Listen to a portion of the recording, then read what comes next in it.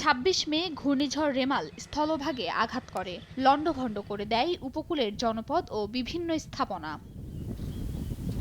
বাগেরহাটের শরণখোলা থেকে পার্শ্ববর্তী পিরোজপুরের মঠবাড়িয়া উপজেলার সংযোগ সড়কে বলেশ্বর নদীতে রায়েন্দা মাছুয়া ফেরিঘাট। ঘূর্ণিঝড় রেমালের আঘাতে ক্ষতিগ্রস্ত হয় ঘাটের পন্টুন, সংযোগ সড়ক ও স্টিলের রেলিং। এতে বন্ধ হয়ে যায় ফেরি চলাচল।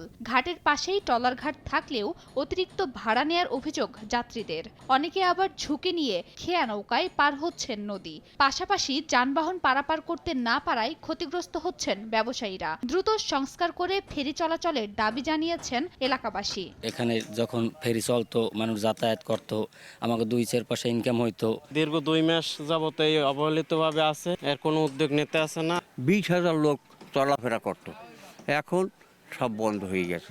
তাড়াতাড়ি যদি আমাদের ফেরিটা চালু হয় তা আমরা যারা যাত্রী আছে আমরা অনেক উপকৃত হব। খুব দ্রুত এই ফেরিঘাটটাকে সংস্কার করে এই অঞ্চলের মানুষের স্বপ্নের সেই ফেরিকে আবার যেন পুনরায় সচল করে আমাদের মানুষের মুখে হাসি ফোটায়।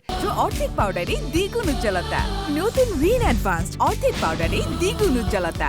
সড়ক বিভাগ জানায় ফেরিঘাট সংস্কারের জন্য দরপত্র আহ্বান করা হয়েছে। দরপত্র আহ্বান করা হয়েছে, খুব শীঘ্রই উক্ত ফেরিঘাটের সংস্কার কাজটা শুরু হবে।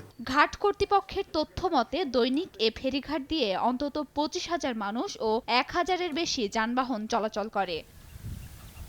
সময় সংবাদ, বাগেরহাট।